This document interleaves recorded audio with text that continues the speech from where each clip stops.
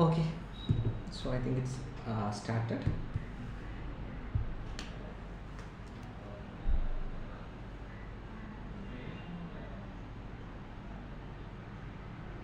Okay. Good afternoon, all. Welcome to yet another live session of Let's Update Language Academy. So myself, Rahul Rajan, Oet Academy head at Let's Update Language Academy. So today we will be focusing on focusing this live session on part B of reading subtest. Okay. So before moving into it, we can somebody say some highs?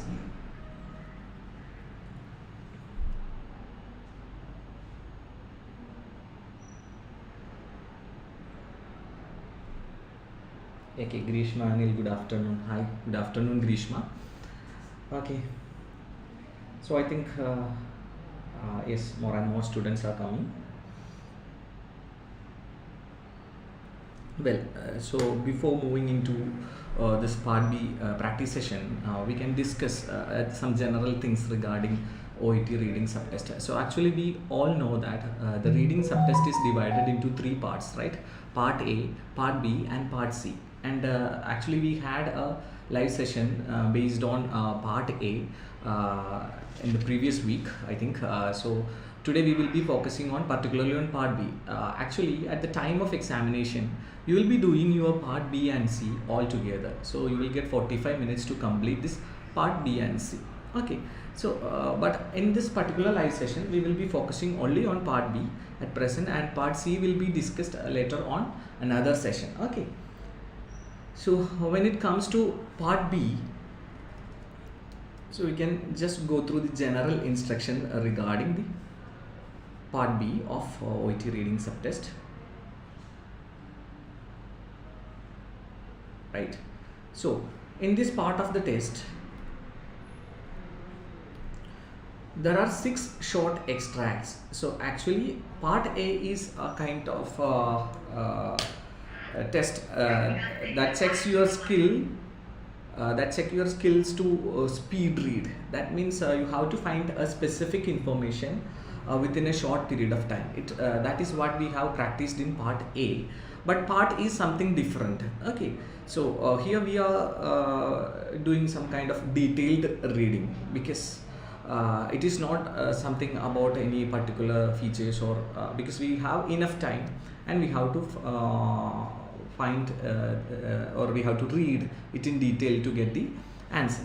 So just go through the okay. Srishma Shivan, good afternoon sir. Good afternoon, Srishma. Okay, fine. So Annuel, good afternoon. Good afternoon. So in this part of the test, there are 6 short extract, 6 ചെറിയ എക്സ്ട്രാക്റ്റുകൾ ഉണ്ടെന്ന് പറയുന്നത്, relating to the work of health professional. ആ എക്സ്ട്രാക്റ്റുകൾ എങ്ങനെയാണ് പറഞ്ഞേക്കുന്നത്? Work of health professionals, അതായത് health professional, ഒരു നേഴ്സ്, ഞാനൊരു എക്സാമ്പിളായിട്ട് നേഴ്സ് എന്നുള്ളൊരു ഹെൽത്ത് പ്രൊഫഷൻ എടുക്കുകയാണ്, ചൂസ് ചെയ്യുകയാണ്. അപ്പോൾ നേഴ്സ് എന്നുള്ള നിലയ്ക്ക് നിങ്ങളുടെ വർക്ക് റിലേറ്റഡ് ആയിട്ടുള്ള ടെക്സ്റ്റുകളാണ്, അങ്ങനത്തെ 6 ഷോർട്ട് ടെക്സ്റ്റുകളാണ് നിങ്ങൾക്ക് കിട്ടുക. And 4 questions 1 to 6, choose the answer A, B, C. Choose, നമുക്ക് ആൻസർ ചൂസ് ചെയ്യണം, A, B or C. Okay, അപ്പോൾ that means it is a multiple choice question. Okay, sorry. Okay, so it's basically a multiple choice question, so we have to choose the best answer from the 3 options.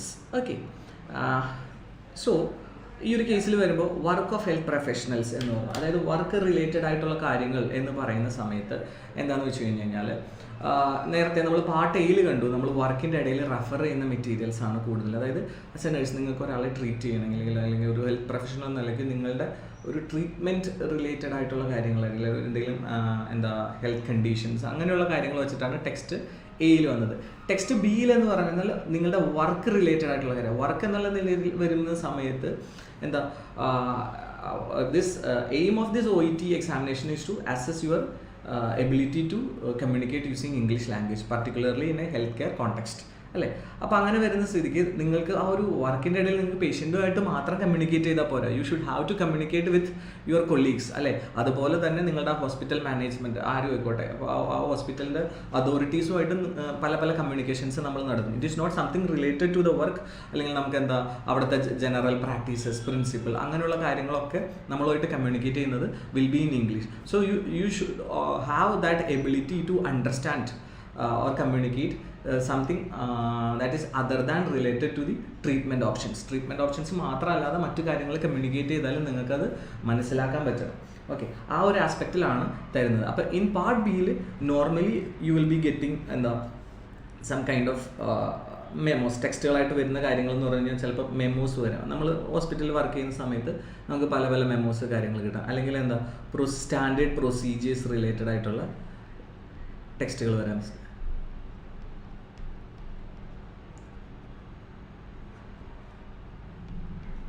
Then അതല്ലെങ്കിൽ എന്ത് വരാം നമുക്ക്, അപ്പോൾ നമ്മൾ വർക്കിൻ്റെ ഇടയിൽ നമുക്ക് പല പല എക്യുപ്മെൻറ്റ്സ്, ഇൻസ്ട്രുമെൻറ്റ്സ് കാര്യങ്ങളൊക്കെ ഓപ്പറേറ്റ് ചെയ്യേണ്ടി വരും. അപ്പോൾ അതിൻ്റെ മാനുവൽ കാര്യങ്ങളൊക്കെ ചിലപ്പോൾ ചില സമയത്ത് വായിച്ച് മനസ്സിലാക്കേണ്ടതായിട്ട് വരും. അപ്പോൾ അങ്ങനെയുള്ള ടെക്സ്റ്റുകൾ നമുക്ക് വരാം. അപ്പോൾ എന്തെങ്കിലും ഓപ്പറേറ്റിംഗ് മാനുവൽസോ അങ്ങനെയുള്ള കാര്യങ്ങളാണ്.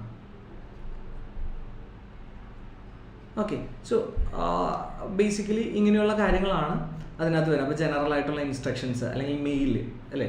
അതായത് കമ്മ്യൂണിക്കേഷൻ മെയിൽസുകൾ വരാറുണ്ട് നമുക്കിപ്പോൾ നേഴ്സിങ്ങിന് ഇതായിട്ട്. ഇപ്പോൾ ഈ ഒരു വർക്ക് അല്ലെങ്കിൽ എമർജൻസി ഡിപ്പാർട്ട്മെൻറ്റിലുള്ള സ്പില്ലേജുകൾ, അല്ലെങ്കിൽ എമർജൻസി ഡിപ്പാർട്ട്മെൻറ്റിൽ അല്ലെങ്കിൽ ഐസിയുയിൽ എൻ്റർ ചെയ്യുമ്പോൾ എന്തൊക്കെ കാര്യങ്ങൾ ശ്രദ്ധിക്കണം എന്നൊക്കെ ജനറൽ ഇൻസ്ട്രക്ഷൻസ് അല്ലെങ്കിൽ സ്റ്റാൻഡേർഡ് പ്രൊസീജിയറുകളൊക്കെ പ്രിൻ്റ് എടുത്ത് നിങ്ങളുടെ ഇടയിൽ തന്നെ സർക്കുലേറ്റ് ചെയ്യും, അല്ലേ?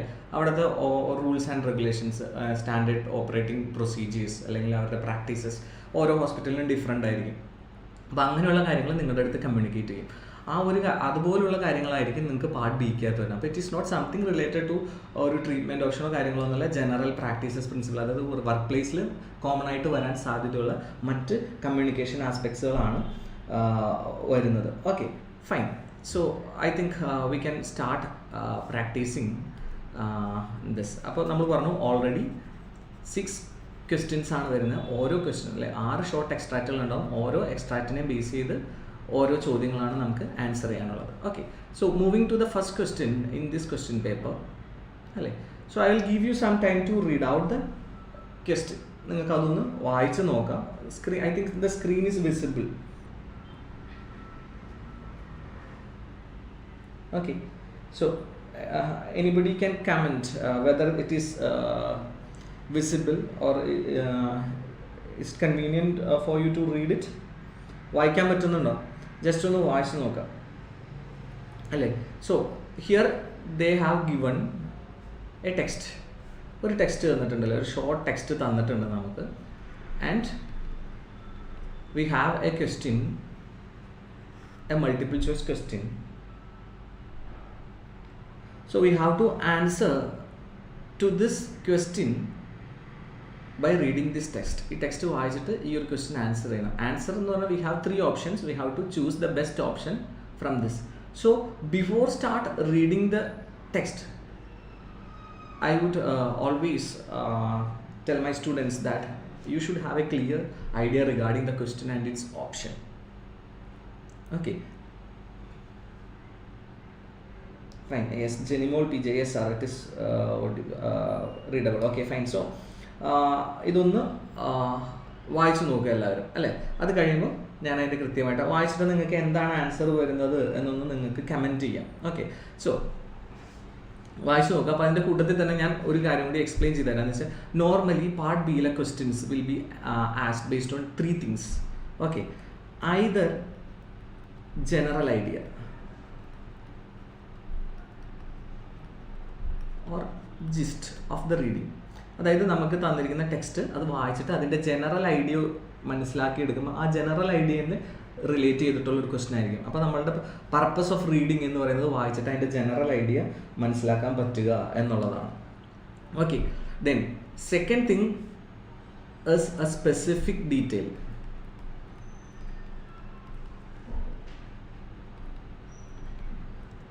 ഓക്കെ, ദാറ്റ് മീൻസ് സ്പെസിഫിക് ആയിട്ടുള്ള എന്തെങ്കിലും ഒരു, അപ്പോൾ ഈ ടെക്സ്റ്റിൻ്റെ ഇടയിൽ എവിടെയെങ്കിലും ഒരു ഏരിയയിൽ പറഞ്ഞിരിക്കുന്ന അല്ലെങ്കിൽ ഫോക്കസ് ചെയ്തിരിക്കുന്ന ഒരു കാര്യത്തെ റിലേറ്റ് ചെയ്തായിരിക്കും ചോദ്യം വരുന്നത്. അപ്പോൾ അത് എൻറ്റയർ ടെക്സ്റ്റ് വായിച്ച് ഒരു ജനറൽ ഐഡിയ ക്രിയേറ്റ് ചെയ്യേണ്ട കാര്യമില്ല. നമുക്ക് ആ ഒരു സ്പെസിഫിക് ഡീറ്റെയിൽ എവിടെയാണെന്ന് കണ്ടെത്തിയാൽ മതി. ഓക്കെ, അപ്പോൾ സംടൈംസ് ക്വസ്റ്റ്യൻ വരുന്നത് ജനറൽ ഐഡിയയിലേക്ക് പോയിന്റ് ഔട്ട് ചെയ്യുന്ന ഒരു ക്വസ്റ്റ്യൻ ആയിരിക്കും വരുന്നത്. ചിലപ്പോൾ ചില സ്പെസിഫിക് ഡീറ്റെയിൽസിലേക്ക് പോയിന്റ് ഔട്ട് ചെയ്യുന്ന ഇതായിരിക്കും വരുന്നത്. ദെൻ മൂന്നാമത് വരുന്നത് പർപ്പസ്. പർപ്പസ് എന്ന് പറഞ്ഞാൽ എന്താ? Okay, purpose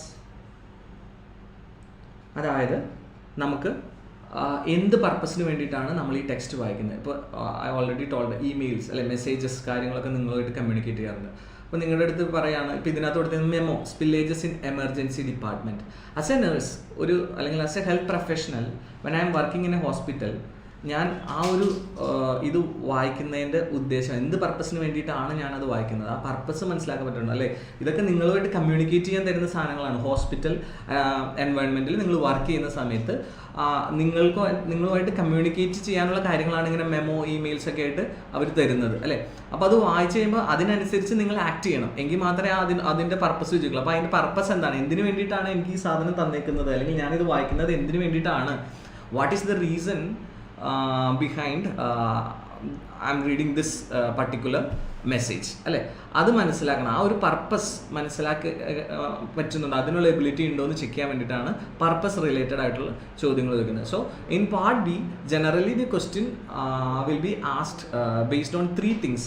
One is general idea or gist of the reading. So as we already mentioned that we have 6 short extract. അതിൽ തന്നെ ഓരോ എക്സ്ട്രാക്റ്റിൻ്റെയും 3 സ്പെസിഫിക് തിങ്സിൽ നിന്നാണ് ചോദ്യങ്ങൾ ചോദിക്കുന്നത്. First one is general idea or gist of the reading. നിങ്ങൾക്ക് ആ ഒരു particular passage വായിച്ചിട്ട് അല്ലെങ്കിൽ എക്സ്ട്രാക്റ്റ് വായിച്ചിട്ട് അതിൽ നിന്നൊരു ജനറൽ ഐഡിയ മനസ്സിലാക്കാൻ പറ്റുന്നുണ്ടോ എന്നുള്ളത് നോക്കാൻ വേണ്ടിയിട്ടാണ്. Then second thing is specific details. Specific ആയിട്ടുള്ള ചില ഡീറ്റെയിൽസ് നിങ്ങൾക്ക് മനസ്സിലാക്കാൻ പറ്റുന്നുണ്ടോ എന്നുള്ളതാണ് ഇത്. Okay fine. So we have some viewers in YouTube also. Okay, fine.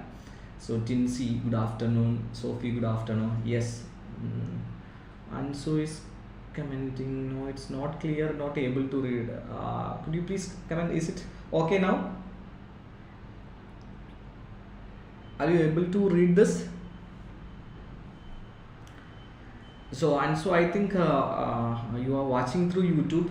So could you please change the resolution to maximum? I think it would be clear then. Okay, fine. So then the third thing is purpose. അപ്പോൾ 3 കാര്യങ്ങൾ relate ചെയ്ത ചോദ്യം ചോദിക്കുന്നത്. ഒന്ന് general idea, 2 specific ആയിട്ടുള്ള details, 3 purpose. Purpose means for what purpose I am reading this extract അല്ലേ? എന്തിനു വേണ്ടിയിട്ടാണ് ഇത് വായിച്ച്, what action should I take after reading this, എങ്കിൽ മാത്രം ആ പർപ്പസ് മനസ്സിലായാൽ മാത്രം അതിനനുസരിച്ച് നമുക്ക് ആക്ഷൻ എടുക്കാൻ പറ്റുള്ളൂ. അപ്പോൾ അത് വായിച്ച് മനസ്സിലായാൽ മാത്രമേ കൃത്യമായിട്ട് അതിൻ്റെ പർപ്പസ് നമുക്ക് മനസ്സിലാക്കാൻ പറ്റുള്ളൂ. അപ്പോൾ they are testing whether you have the ability to read a text that is written in English and find out the exact purpose of that text. Also they are checking the ability to find out specific details inside that text. Sometimes they may test your ability to read and understand the general idea of a particular text. Okay, so moving to the first question. The first question is the purpose of the memo is to. So here they have given a memo. What is that memo? Memo, something related to spillages in the emergency department. Okay, and we have 3 options. So before start reading this extract, just go through your 3 options and try to remember it. So for that you have to make your options into short forms. Okay, so the question is something related to the purpose അല്ലേ? എന്ത് പർപ്പസിന് വേണ്ടിയിട്ടാണ് വായിക്കുന്നത്, what action should I take after reading this എന്ന് ചിന്തിച്ചു നോക്കുക. അപ്പോൾ നമുക്ക് കൃത്യമായിട്ട് അതിൻ്റെ പർപ്പസ് മനസ്സിലാവും. Okay, so first one is inform staff of new procedure. So I am just splitting the options and making it short. So first purpose is to inform something. Okay, inform ചെയ്യാന്ന് പറയുന്നത് അറിയിപ്പ് കൊടുക്കുക അല്ലേ? എന്തോ കാര്യങ്ങൾ അറിയിക്കാൻ വേണ്ടി കൊടുക്കുക. എന്തിനെ പറ്റിയിട്ടാണ്? ന്യൂ പ്രൊസീജിയേഴ്സ് എന്ന് അവിടെ പറഞ്ഞിട്ടുണ്ട്. Okay, inform something, new procedures. Okay fine. Then outline the same keyword or same task that you are seeing in your OET speaking. Outline എന്ന് പറഞ്ഞാൽ എന്താ? വിവരിക്കുക അല്ലേ? എക്സ്പ്ലെയിൻ ചെയ്ത് കൊടുക്കുക. ഓക്കെ, കൃത്യമായിട്ട് എക്സ്പ്ലെയിൻ ചെയ്ത് കൊടുക്കുക. And then third option is remind. Remind means ഓർമ്മപ്പെടുത്തുക. ഇതൊക്കെ നമ്മൾ ഇതിൽ കാണുന്നതാണ് അല്ലേ? എന്താ സ്പീക്കിങ്ങിൻ്റെ റോൾ പ്ലെയർ കാർഡിൽ വരുന്നതാണ് ഇൻഫോം, ഔട്ട്ലൈൻ, റിമൈൻഡ്. അപ്പോൾ 3 ആക്ഷൻസ് ആണ്. അപ്പോൾ പർപ്പസ് എന്താ? 3 കാര്യങ്ങളാണ്: inform, new procedures, outline, changes. അപ്പോൾ ഇൻഫോം ചെയ്യേണ്ടത് ന്യൂ ആയിട്ടുള്ള കാര്യം, outline, changes, remind, existing. Okay, clear ആയി. അപ്പോൾ നമുക്ക് ഇത് നമ്മുടെ മൈൻഡിൽ ഉണ്ടാവണം, എപ്പോഴും ഓർത്ത് വയ്ക്കുക. അത് ടെക്സ്റ്റ് വായിക്കുമ്പോൾ 3 കാര്യങ്ങളാണ് ഞാൻ പർട്ടിക്കുലർലി ഫോക്കസ് ചെയ്യേണ്ടത്. Whether it is to inform or outline or remind, new, changes, existing. Clear? So as somebody has commented that option C, Sophie Bibin C, then Meenu Sridevi C. Yeah, we can check into this. Preventing falls in the emergency department is a top priority and a big issue we have seen lately concern liquid spillages in the public areas, especially involving hot drinks from the new vending outlets. If there is such a spill, അങ്ങനെ ഒരു spillage ഉണ്ടാവുകയാണെന്നുണ്ടെങ്കിൽ the healthcare assistant on duty should follow established protocol. should follow. അപ്പോൾ spillage ഉണ്ടാവുന്നുണ്ടെങ്കിൽ എന്താ പറഞ്ഞിരിക്കുന്നത്? ഇത് memo is something related to spillage. അപ്പോൾ മെമോന്റെ purpose എന്താണ്? സ്പില്ലേജ് റിലേറ്റഡ് ആയിട്ടുള്ള ഒരു കാര്യം, എന്തോ കാര്യം അറിയിക്കാൻ വേണ്ടിയിട്ടാണ്, അല്ലേ? സോ അപ്പോൾ ഇവിടെ എന്താ അറിയിച്ചിരിക്കുന്നത്? If there is such a spill, അങ്ങനെ ഒരു സ്പില്ലേജ് ഉണ്ടെന്നുണ്ടെങ്കിൽ എന്ത് ഫോളോ ചെയ്യണം? The health care assistant on duty should follow the established protocol. Establish ചെയ്തിരിക്കുന്ന പ്രോട്ടോകോൾ ഫോളോ ചെയ്യണം എന്നാണ് പറഞ്ഞത്. Priya Jose already commented. Establish means already ഉള്ള പ്രോട്ടോകോൾ ആണ്. It is there, it is not something new or it is not something changed, അല്ലെ? Established ആയിട്ടുള്ള protocol follow ചെയ്യണം. ഇനി ആ പ്രോട്ടോകോൾ എന്താണെന്ന് പറഞ്ഞിരിക്കുന്നത്? Warn patients and others in the vicinity of the immediate fall risk, then place a yellow sign over the affected area, then mop up the spill with tissue paper, then call. അതായത് ആ established ആയിട്ടുള്ള protocol ആണ് അവർ explain ചെയ്യുന്നത്, അല്ലേ? Clear ആയോ? Is it clear? So അപ്പോൾ എന്തായിരിക്കും നമ്മുടെ answer? as you have mentioned, C is the right answer. Clear? So I think it is clear for anyone. Yes, everyone commented it as C. So now I think we can move to the second question. Okay.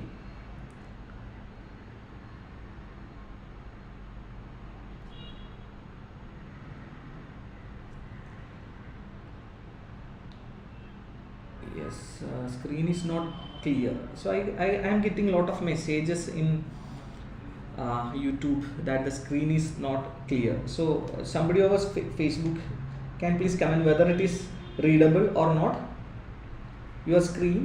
So are you able to read what is displayed on the screen?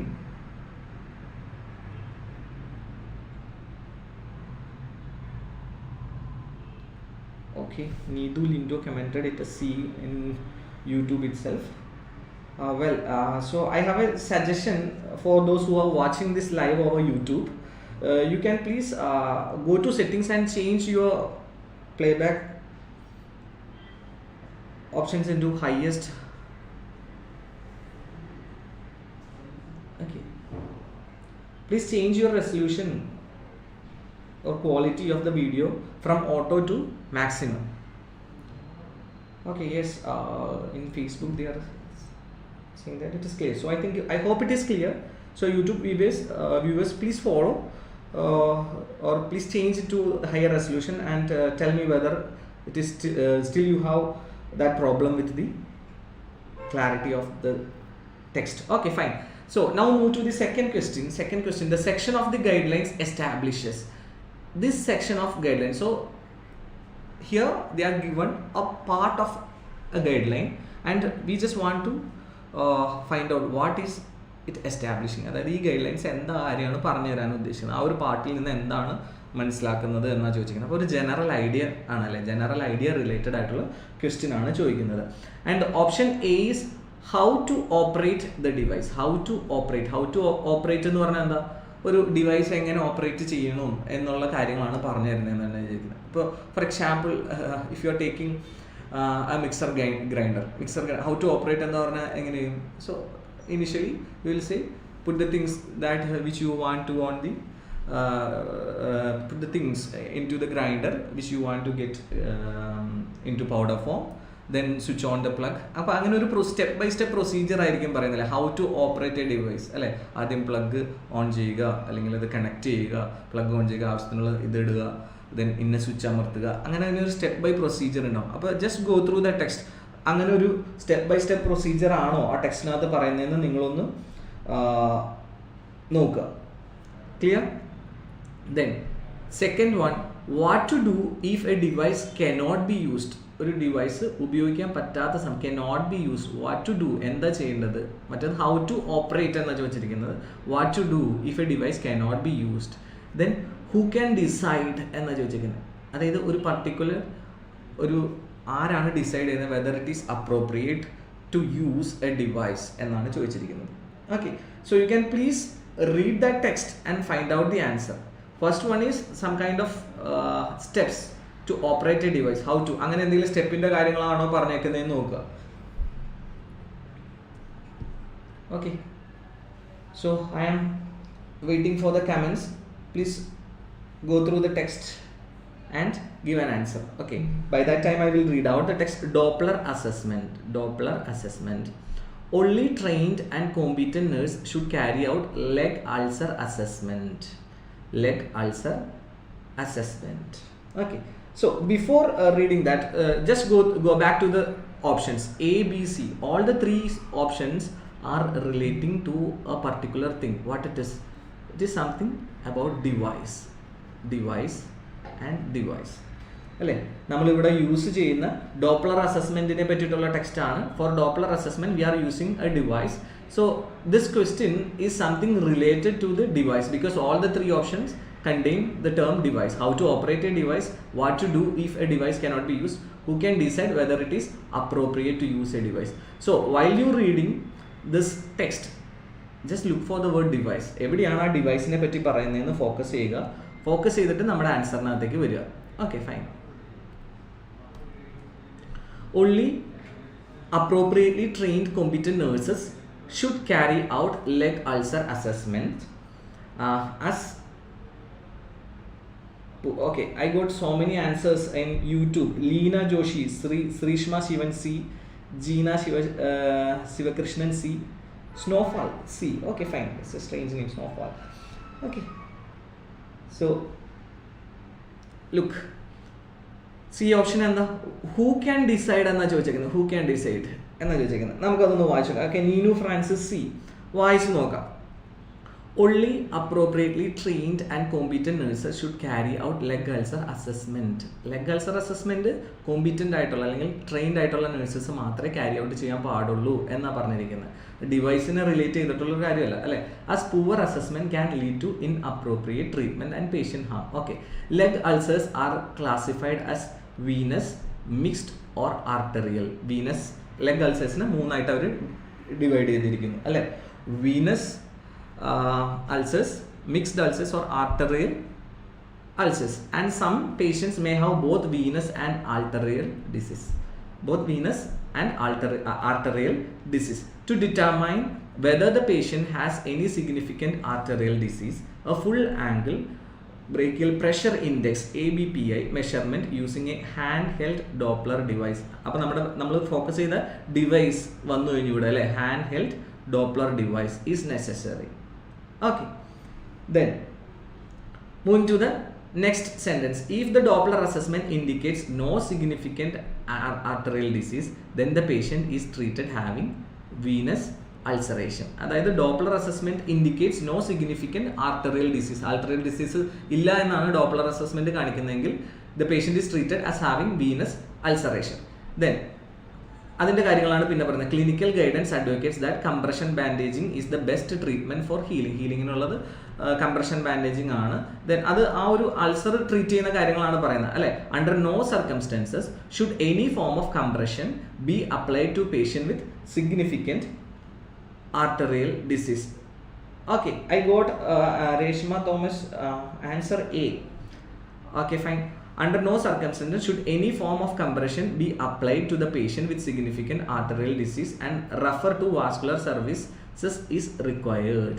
എന്ന് പറഞ്ഞാൽ അതായത് Venus ulceration അല്ലെങ്കിൽ ആൾട്ടറിയൽ ulceration എങ്ങനെ different classify ചെയ്ത് treatment ചെയ്യണം എന്നുള്ള കാര്യങ്ങളാണ് പറഞ്ഞിരിക്കുന്നത്. അപ്പോൾ വീനസ് അൾസറേഷൻ ആണെങ്കിൽ കംപ്രഷൻ ബാൻഡേജിങ് യൂസ് ചെയ്യാം, ആൾട്ടറിൽ ആണെങ്കിൽ അത് യൂസ് ചെയ്യാൻ പാടില്ല എന്നുള്ളതൊക്കെയാണ് പറഞ്ഞേക്കുന്നത്. ഓക്കെ, ഇപ്പോഴും നമ്മുടെ ചോദ്യം എന്താ, ഡിവൈസിനെ കുറിച്ച്, how to operate a device. ഇത്രയും വായിച്ചിട്ട് എങ്ങനെയാണ് step by step procedure, how to operate a device, step by step procedure അതിനകത്ത് വരുന്നുണ്ടോ നോക്കുക. Then second, in some areas of the community it is possible for a tissue viability teams to perform a more in-depth Doppler assessment called Waveform Analysis. അതായത് in depth ആയിട്ടുള്ള ഒരു Doppler assessment form എന്ന് പറയുന്നതാണ് waveform analysis. അത് tissue viability teams perform ചെയ്യാറുണ്ട് അല്ലേ. Practice and community nurses can discuss with their local tissue viability nurse to see if it is an option for their patients. ഈ in depth form ആയിട്ടുള്ള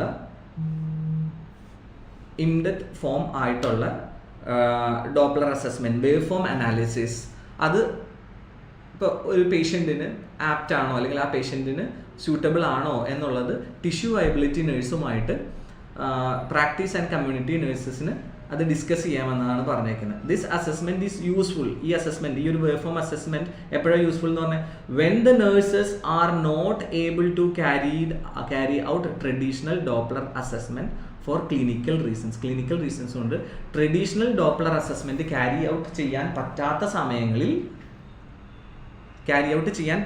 സമയങ്ങളിൽ എന്ത് ചെയ്യാം, വേവ് ഫോം അനാലിസിസ് പെർഫോം ചെയ്യാം എന്നാണ് പറഞ്ഞിരിക്കുന്നത്. ക്ലിയർ ആയോ? For example, if the patient cannot lie flat on the time required, അത്രയും ടൈമിലേക്ക് ഫ്ലാറ്റായിട്ട് കിടക്കാൻ പറ്റാത്ത സമയത്ത് എന്നുള്ളൊരു സിറ്റുവേഷനും തന്നിട്ടുണ്ട് അല്ലേ. So first option, moving to the option how to operate a device. നിങ്ങൾ ഇത്രയും വായിച്ചതിനകത്ത് എന്തെങ്കിലും സ്റ്റെപ്പ് ബൈ സ്റ്റെപ്പ് പ്രൊസീജിയർ പറഞ്ഞിട്ടുണ്ടോ ഇതിനകത്ത്? How to operate a device, ഞാൻ നേരത്തെ പറഞ്ഞ ഒരു device operate, how to operate a camera അല്ലേ, insert the battery first step അല്ലേ. സെക്കൻഡ് എന്താ, switch on the power button. അങ്ങനെ ഒരു step by step procedure, how to operate, എങ്ങനെയാണ് ഓപ്പറേറ്റ് ചെയ്യേണ്ടത് എന്ന് പറഞ്ഞിട്ടുണ്ടോ അല്ലേ. So Binsy, good afternoon Binsi.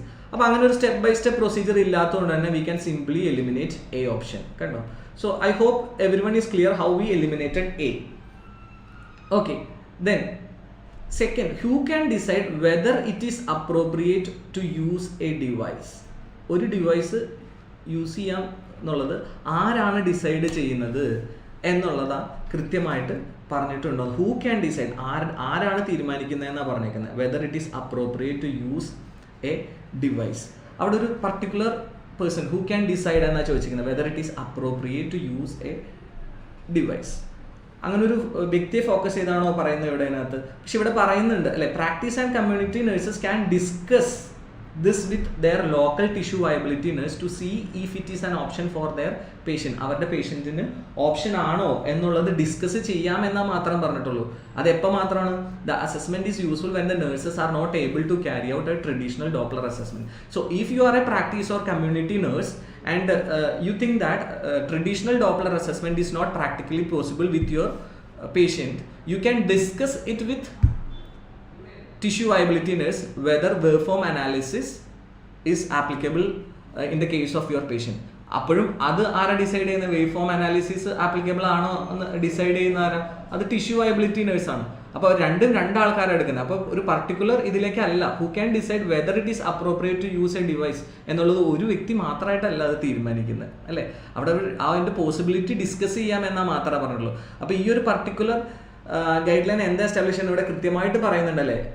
This assessment is useful. ഒരു ഡോസ്കുലർ അസസ്മെന്റിന്റെ കാര്യം പറയുന്നത് waveform analysis. This assessment is useful when the nurse are not able to carry out traditional Doppler assessment for clinical reason. Traditional Doppler assessment carry out ചെയ്യാൻ പറ്റാത്ത സമയത്ത്, അപ്പോൾ traditional hand held Doppler device use ചെയ്യാൻ പറ്റാത്ത സമയത്ത് എന്ത് ചെയ്യാൻ പറ്റും? ഇത് എൻ്റെ മറ്റേ ഫോം, അത് വേവ് ഫോം അനാലിസിസ് എന്ന് പറയുന്നത് എൻ്റെ പേഷ്യൻറ്റിന് ഒരു ഓപ്ഷൻ ആണോ എന്ന് നിങ്ങൾക്ക് മറ്റൊരു ഡിസ്കസ് ചെയ്യാമെന്ന് മാത്രമേ പറഞ്ഞിട്ടുള്ളൂ. ഒരു തീരുമാനം എടുക്കുന്ന കാര്യം അതിനകത്ത് കൃത്യമായിട്ട് പറഞ്ഞിട്ടില്ല. You can only discuss with your patient. അതുകൊണ്ട് തന്നെ സിയും ഓപ്ഷനായിട്ട് വരില്ല. Then answer is B. I hope somebody told answer as B. Okay, well yes, Vidya Dileep, Vidya commented it as B and most of the students commented it as C. So I hope it is clear for you why C cannot be the answer. അവിടെ discuss ചെയ്യാമെന്ന് മാത്രമേ പറഞ്ഞിട്ടുള്ളൂ. And ഒരു decision, exact decision ആരാ എടുക്കുന്നതെന്ന് പറഞ്ഞിട്ടില്ല.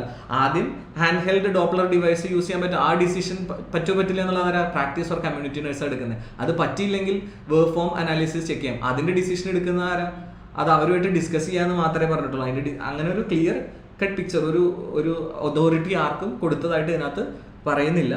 Then option B ആണ്. ഇത് ഈ ഒരു ഡിവൈസ് യൂസ് ചെയ്യാൻ പറ്റിയില്ലെങ്കിൽ, ട്രഡീഷണൽ ആയിട്ടുള്ള ഹാൻഡ് ഹെൽഡ് ഇത് ഡിവൈസ് ചെയ്യാൻ പറ്റിയില്ലെങ്കിൽ അതിനൊരു ഓപ്ഷൻ ഉണ്ട്. അപ്പോൾ അത് നിങ്ങൾക്ക് ഡിസ്കസ് ചെയ്യാം. അപ്പോൾ അങ്ങനെ ഉപയോഗിക്കാൻ പറ്റിയില്ലെങ്കിൽ എന്ത് ചെയ്യാം എന്നുള്ളതാണ് അവിടെ പറഞ്ഞിരിക്കുന്നത്. Okay, so I think it is clear. Okay, Leena Joshi commented as B. Leena ആദ്യം സി ആയിരുന്നു, പിന്നെ ബിയിലേക്ക് ചേഞ്ച് ചെയ്തിട്ടുണ്ട് അല്ല. Okay, so I think it is clear for everyone. So shall we move to, if you have any doubts you can please comment it. Okay, otherwise we can move to the third question. Okay, I hope it is clear. So far there are no comments regarding any doubts. Okay, fine. So I'm just moving to the third question. So here is your third question. Okay, just read out the question first. What do the instructions say about adverse reaction?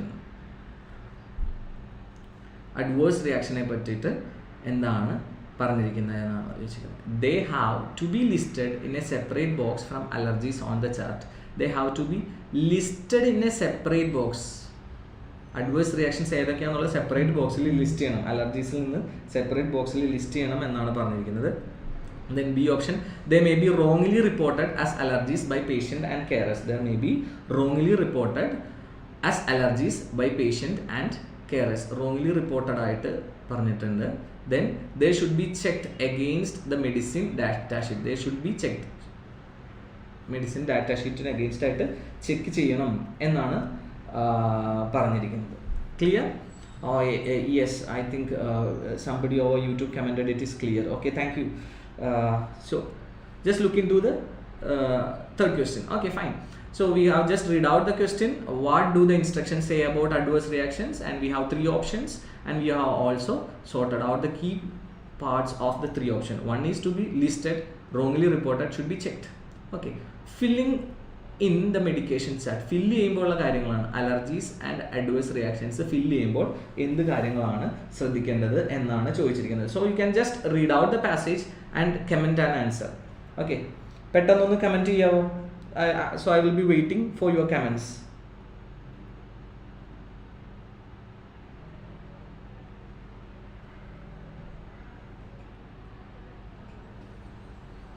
So I think it's an easy one.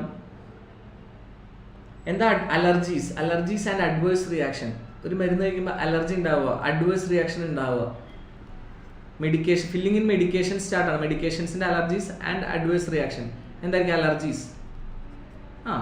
Then adverse reaction എന്ന് പറഞ്ഞാൽ side effects അല്ലേ?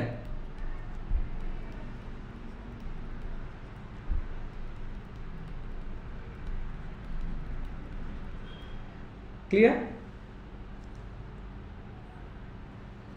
ആർക്കും ആൻസറിലേക്ക് വന്നില്ല ഇതുവരെ?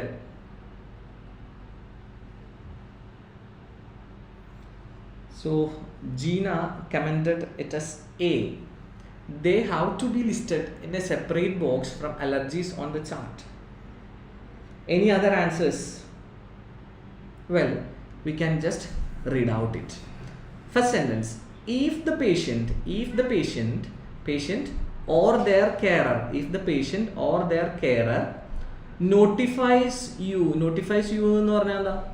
Report അല്ലെ? നിങ്ങളുടെ അടുത്തുനിന്ന് report ചെയ്യുകയാണെങ്കിൽ എനി അലർജീസ്, അതായത് എന്തെങ്കിലും അലർജീസിനെ പറ്റിയിട്ട് റിപ്പോർട്ട് ചെയ്യുകയാണെങ്കിൽ, if A patient or A carer report you about any kind of allergies, what you have to do?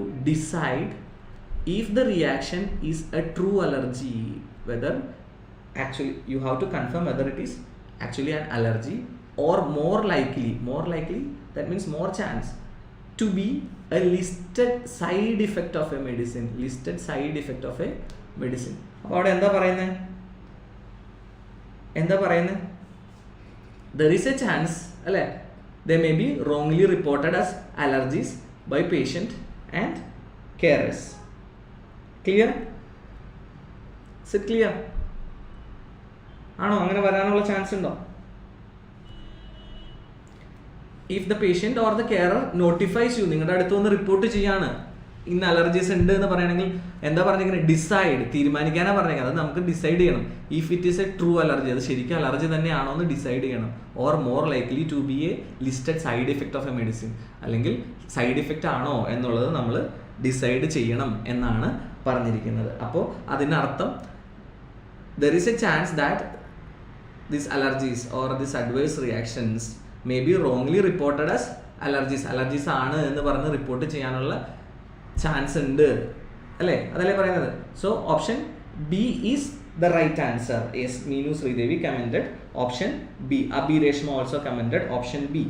Clear? Ini okay, somebody told A, they have to be listed, നിർബന്ധമായിട്ടും listed in separate box from allergies on the chart. അത് അങ്ങനെ list ചെയ്യണം എന്നാണ് പറഞ്ഞിരിക്കുന്നത്. Okay, they have to be, അങ്ങനെ നിർബന്ധമായിട്ട് ചെയ്യണം എന്നുള്ള കാര്യമാണോ പറഞ്ഞിരിക്കുന്നത്. adverse reactions are commonly listed in the medicines data sheet. മെഡിസിൻ്റെ ഡാറ്റാ ഷീറ്റിൽ as a non-side effect and are more common patient occurrences than allergies. Okay, അതായത് അഡ്വേഴ്സ് റിയാക്ഷൻ, സൈഡ് ഇഫക്ട്സ് എന്ന് പറയുന്നത് കോമൺ ആയിട്ട് എന്ത് മെഡിസിൻ ഡാറ്റാ ഷീറ്റിൽ ഒരു known side effect ആയിട്ടാണ് ലിസ്റ്റ് ചെയ്യാറുള്ളത്. അഡ്വേഴ്സ് റിയാക്ഷൻ സൈഡ് ഇഫക്റ്റ് ആയിട്ടാണ് ലിസ്റ്റ് ചെയ്യാറുള്ളത് അല്ലേ? And are more common patient occurrences than allergies. അലർജീസിനേക്കാൾ കൂടുതൽ പേഷ്യൻറ്റിൽ കോമൺ ഒക്കറൻസസ് ഉണ്ടാവാൻ ചാൻസ് എന്താണ്? സൈഡ് എഫക്ട്സിലാണ്. അപ്പോൾ അതിന് diarrhoea with penicillin or nausea with morphine. Okay, clear ആയോ? അപ്പോൾ അങ്ങനെ ലിസ്റ്റ് കോമൺലി ലിസ്റ്റ് ചെയ്യാറുണ്ട് എന്നാണ് പറയുന്നത്. പക്ഷേ ഓപ്ഷൻ എ എന്താ പറയുന്നത്? They have to be listed in a separate box, separate ബോക്സിൽ ലിസ്റ്റ് ചെയ്യണം എന്നാണ് പറഞ്ഞിരിക്കുന്നത്. Okay, then next, complete the allergy and adverse reaction box on the chart so that the information is visible for prescribers. അപ്പോൾ നിർബന്ധമായിട്ട് എപ്പോഴും separate ചെയ്യണമെന്ന് എവിടെയെങ്കിലും പറഞ്ഞിട്ടുണ്ടോ? So I think it is clear. Option B is the right answer.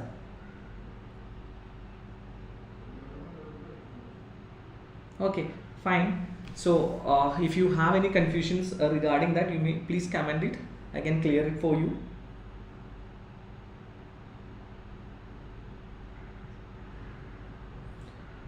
So in that case, okay, please comment. I am waiting for the comments. So I think now we can move to fourth question. Okay, as the time is running, we can move to the fourth question.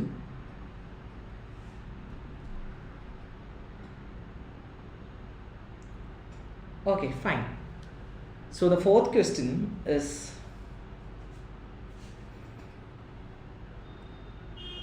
okay, so far there is no comments regarding any doubts.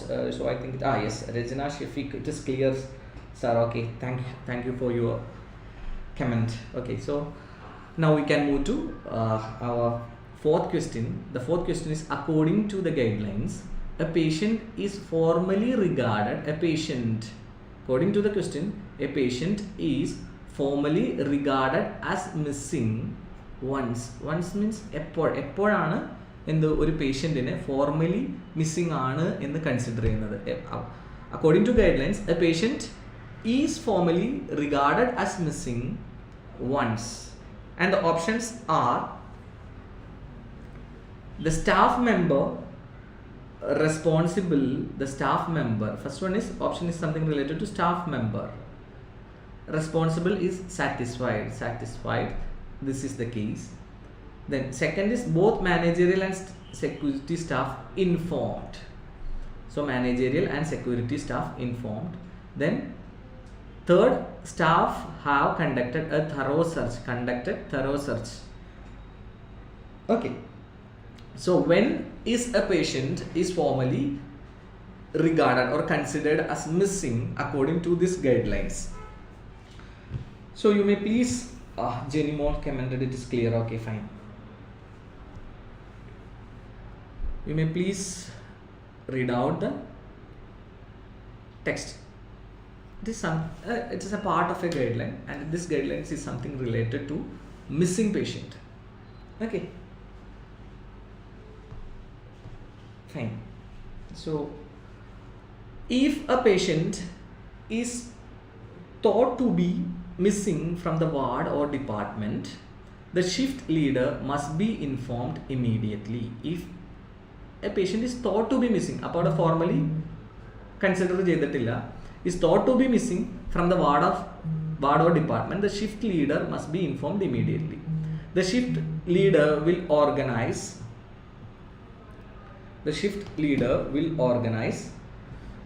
Okay, we got an answer as C. So I think Ansu commented as a staff have conducted a thorough search of the building. Okay, let's wait and see. Right. If a patient is thought to be missing from the ward or department, the shift leader must be informed immediately. The shift leader will organize a local search. Local search enna parnekkunne. Thorough search of entire building in the search alla. Local search of the ward or department and immediate vicinity within 20 meters. ഒരു 20 metre എന്താ ദൂരത്തുള്ള ചുറ്റുപാടുകൾ ഒന്ന് search ചെയ്ത് നോക്കുക എന്നാണ് പറഞ്ഞിരിക്കുന്നത് അല്ലേ.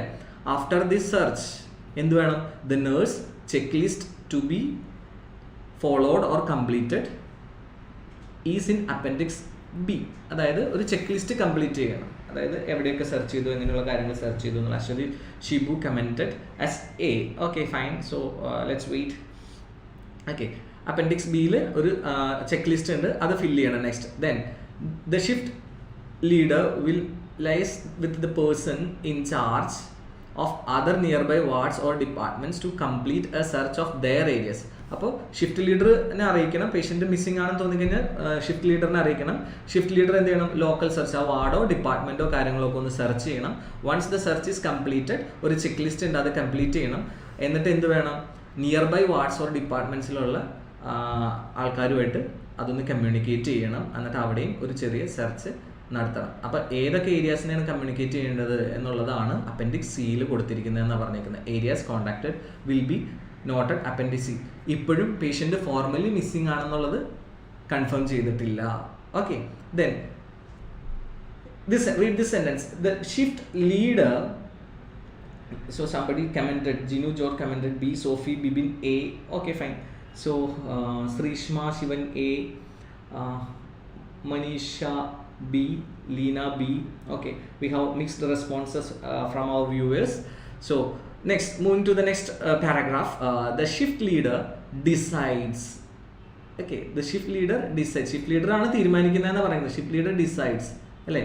when a patient is to be treated as missing ആണ് എന്ന് ട്രീറ്റ് ചെയ്യുക. that means officially കൺസിഡർ ചെയ്യുക അല്ലേ.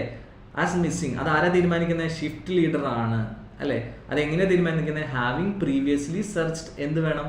Ward or department and having taken into account the patients daily routine or usual patterns of behaviour. ഈ കാര്യങ്ങളൊക്കെ consider ചെയ്തുകൊണ്ട് shift leader decide when a patient is to be treated as missing. എപ്പോഴാണ് ഒരു patient missing ആണ് എന്ന് consider ചെയ്യേണ്ടത് എന്ന്. അത് തന്നെയല്ലേ നമ്മളോട് ചോദ്യം ചോദിച്ചിരിക്കുന്നത്. According to guidelines a patient is formally regarded as missing once. എപ്പോഴാണ്? The staff member responsible is satisfied in this case. Clear? Okay, ഇനി നമുക്ക് A is the right answer. So I hope the explanation is clear for you. Then എന്തുകൊണ്ടാണ് കുറേ പേര് B എന്ന് പറഞ്ഞിട്ടുണ്ടായിരുന്നു അല്ലെ. എന്തുകൊണ്ട് ബി ആവുന്നില്ല എന്നുള്ളതാണ് നോക്കുന്നത്. ആദ്യം എന്താ പറയുന്നത്? Shift leader decides when a patient is to be treated missing അല്ലെ. അറ്റ് ദിസ് പോയിന്റ്, ആ ഒരു പോയിന്റിൽ എന്താണ്? അതായത് staff member shift leader decide ചെയ്തു, കൺവിൻസ്ഡ് ആയി പേഷ്യൻ്റ് മിസ്സിംഗ് ആണെന്നുള്ളത്.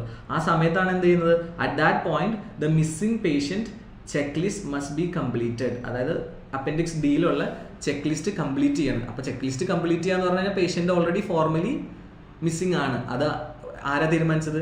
ഷിഫ്റ്റ് ലീഡർ ആണ് തീരുമാനിച്ചത്. വൺസ് അപ്പൻഡിക്സ് കംപ്ലീറ്റ് ചെയ്തിട്ട് അതാണ് circulated to other parties as appropriate.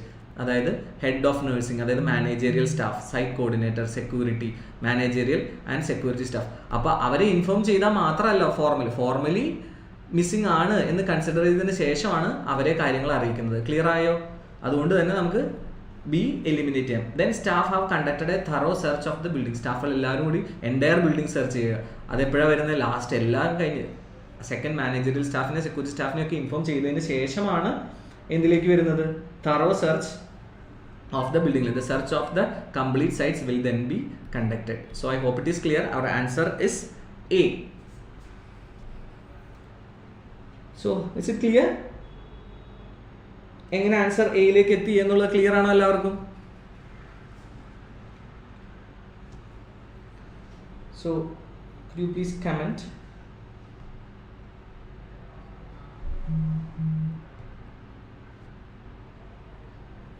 Okay, so you can comment whether you have any doubts. If you have any doubts, definitely I will be clearing it. So for the time being, I am moving to the fifth question. Okay, so this is the fifth question.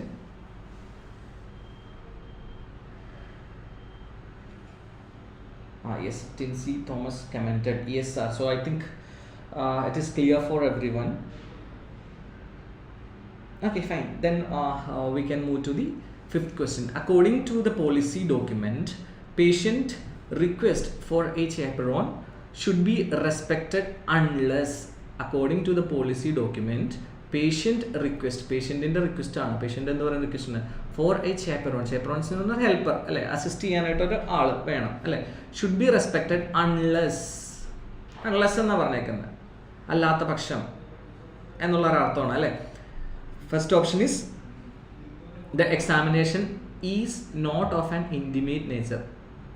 Intimate നാച്ചുറലുള്ളൊരു examination അല്ലെങ്കിൽ നമ്മുടെ privacy break ചെയ്യുന്ന തരത്തിലുള്ളൊരു examination അല്ലെങ്കിൽ അത് അനുവദിക്കേണ്ട, patient should be respected, അല്ലെങ്കിൽ എന്താ അല്ലാത്ത പക്ഷം അത് അനുവദിക്കാമെന്നുള്ള രീതിയിലാണ് പറയുന്നത് അല്ലേ. The member of the staff feels it is necessary, സ്റ്റാഫിന് തോന്നുകയാണ് അത് നെസസറി ആണെന്ന് തോന്നാൻ മാത്രം, അത് ഇതൊരു കേസ് അൺനെസസറി ആണ്, അല്ലാത്ത പക്ഷം മാത്രം അനുവദിച്ചാൽ മതി. അപ്പോൾ ഇത് ഇൻറ്റിമേറ്റ് നേച്ചർ അല്ലെങ്കിൽ മാത്രം അനുവദിക്കുക എന്നുള്ള അർത്ഥമാണ് അല്ലേ. This would delay very urgent treatment delay ചെയ്യുകയാണെങ്കിൽ എന്താ ഷുഡ് ബി റെസ്പെക്റ്റഡ് അൺലെസ് എന്നാണ് ചോദിച്ചേക്കുന്നത്. Okay, so you can comment. Yes, we have some comments over YouTube. Yes, it is clear sir. Okay, fine, thank you Ansu. Okay, so now we can read out this extract and find out the answer.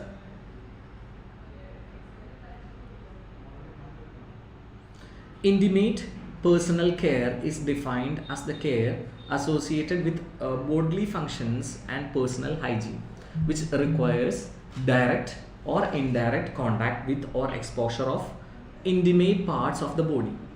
It is recognized that much medical and nursing day-to-day care is delivered without a chaperone as a part of the unique and trusting relationship between patients and practitioners. അപ്പോൾ chaperone ഇല്ലാതെ ഇങ്ങനെ ചെയ്യാറുണ്ട്. പക്ഷെ നമ്മുടെ ചോദ്യം അനുസരിച്ച് according to the policy patient requests എന്ന് ചോദിച്ചേക്കുന്നത്. Okay, Ansu commented as C. Dilna commented it as C. Okay, fine.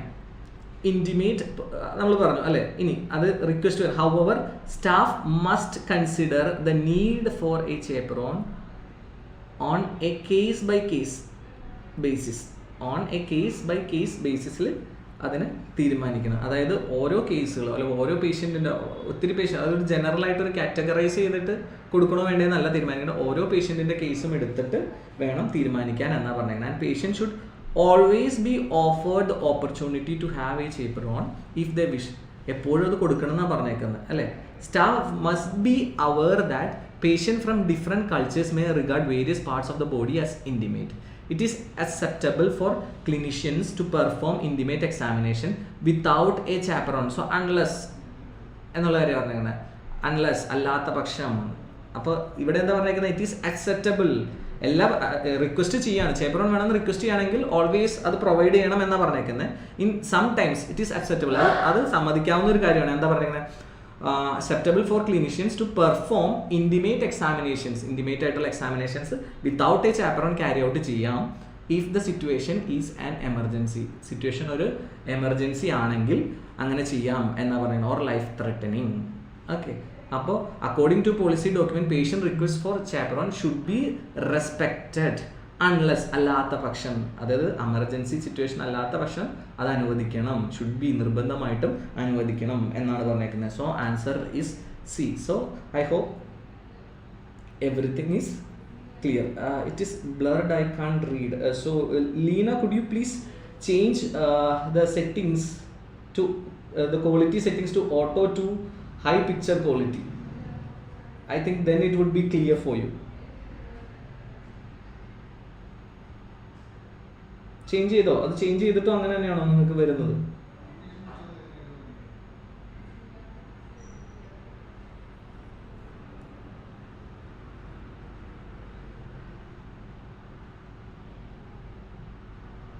Okay fine.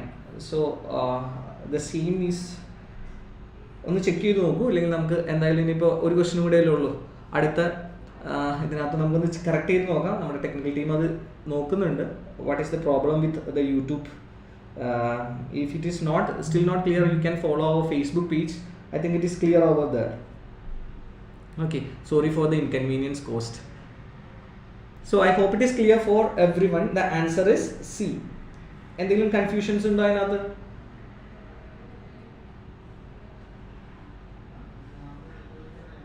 Yes, or still it is like that. Okay, so could you please follow the live on Facebook? I think it is clear over there. By that time our technical team will it clear in YouTube. Okay, fine. So moving to the last question. I think the fifth question is clear for everyone. You can comment it. Moving to the sixth question, our final question of this session. What is the newsletter entry suggesting about biodebridement? What is this? It's a newsletter, okay, and suggesting about biodebridement. First option, it should only be used in exceptional circumstances. Okay, it may be more effective. It is relatively easy to learn how to perform it. Okay, so you can read out the short extract regarding biodebridement and answer the question. What is the newsletter entry suggesting about biodebridement? Yes, PJ, screen clear. Check your phone settings, Leena. Okay, fine. So somebody's our YouTube commented that it is clear. Okay, so we are moving to the final question. So just read out the text.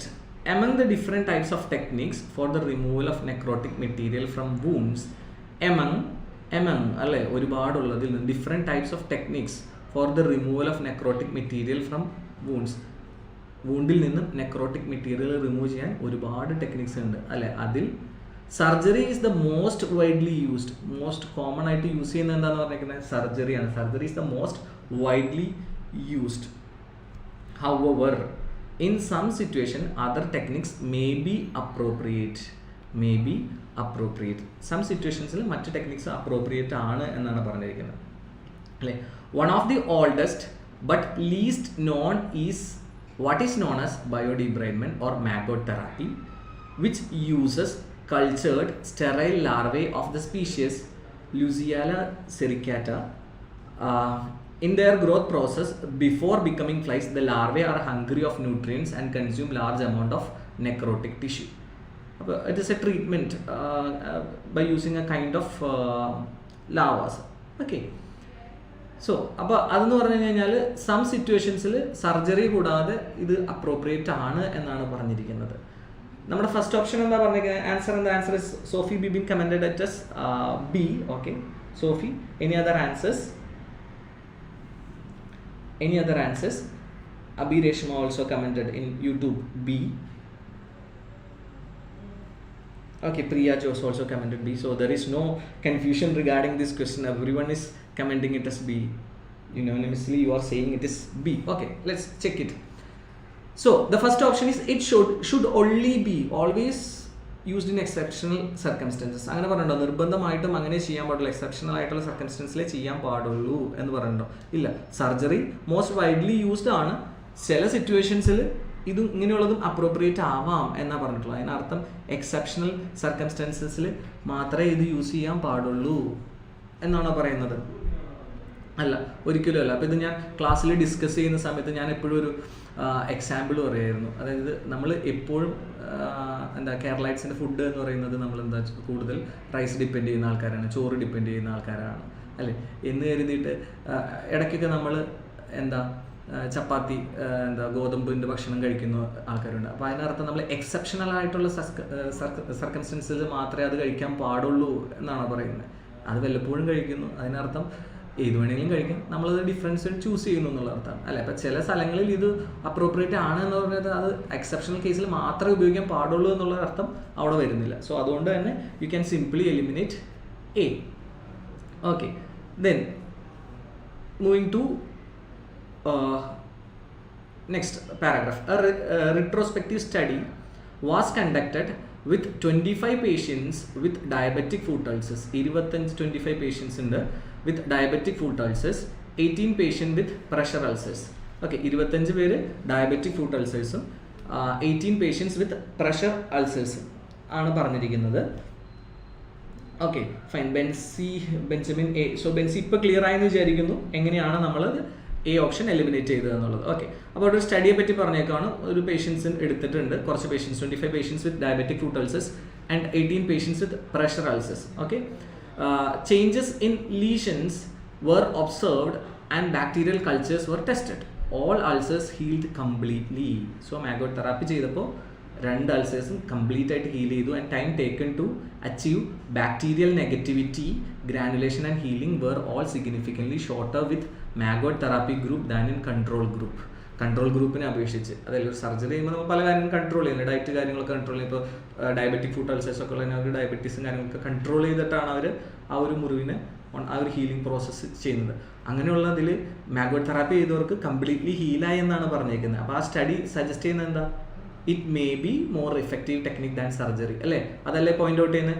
So B answer ആയിട്ട് പറയാം നമുക്ക്. B is the answer. ഇനി എന്തുകൊണ്ട് C ആയില്ല എന്നുള്ളതും കൂടി നമുക്ക് നോക്കണം അല്ലേ.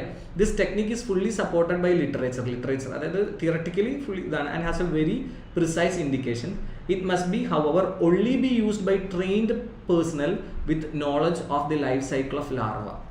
ആ ലാവയുടെ ലൈഫ് സൈക്കിളിനെ പറ്റിയിട്ട് നോളജ് ഉള്ള ട്രെയിൻഡ് പ്രൊഫഷണൽസ് മാത്രമേ ചെയ്യണം. അപ്പോൾ it is relatively easy to learn how to perform. ഒരു സർജറി ചെയ്യുന്നതിനേക്കാൾ അല്ലെങ്കിൽ മറ്റൊരു തടിനേക്കാൾ ഈസി ആയിരിക്കും ഇത് പഠിക്കുക എന്നുള്ളത്. പഠിക്കണമെങ്കിൽ ലാർവയുടെ ലൈഫ് സൈക്കിളിനെയൊക്കെ പറ്റിയിട്ടുള്ള കൃത്യമായിട്ടുള്ള നോളജ് വേണം. അപ്പോൾ നമുക്ക് അങ്ങനെ പറയാൻ പറ്റുമോ? ഈസി ആയിരിക്കും എന്ന് പറയാൻ പറ്റുമോ? സോ ഏതോ ഉത്തരത്തിലേക്ക് നമുക്ക് എത്താം. B is the answer. It may be more effective than. സാധ്യതയുണ്ട്, പോസിബിലിറ്റിയാണ് പറയുന്നത്. കാരണം എന്താ, ഒരു റെട്രോസ്പെക്റ്റീവ് സ്റ്റഡി നടത്തിയതിൽ ഡയബറ്റിക് ഫുട്ട് അൾസേഴ്സും പ്രഷർ അൾസേഴ്സും കംപ്ലീറ്റ്ലി ഹീൽഡായി എന്നാണ് പറയുന്നത്. ഏത് മാഗോട്ട് തെറാപ്പി ഗ്രൂപ്പിൽ ഏതിനെ വെച്ച് കമ്പയർ ചെയ്തപ്പോൾ കൺട്രോൾ ഗ്രൂപ്പിനെ വെച്ച് കമ്പയർ ചെയ്തപ്പോൾ അവർക്ക് കംപ്ലീറ്റ്ലി ഹീലായി എന്നാണ് പറഞ്ഞിരിക്കുന്നത്. ഓക്കെ, ഗ്യാസ്മിൻ ലാമിൻ speak English. Okay fine. So I think most of our viewers are from Kerala, that's why I used Malayalam. So actually okay, we can just wind up the session, I think. So I have just finished discussing all the 6 questions in this particular part B. So I hope it is clear for everyone. Can I see some comments over here? Okay, fine. So thank you very much. So I hope everyone had a good festive weekend. ഓണമൊക്കെ നല്ലപോലെ ആഘോഷിച്ചു എന്ന് വിശ്വസിക്കുന്നു. So എന്തായാലും നമുക്ക് next സെക്ഷനിൽ part C ആയിട്ട് തിരിച്ചു വരാം.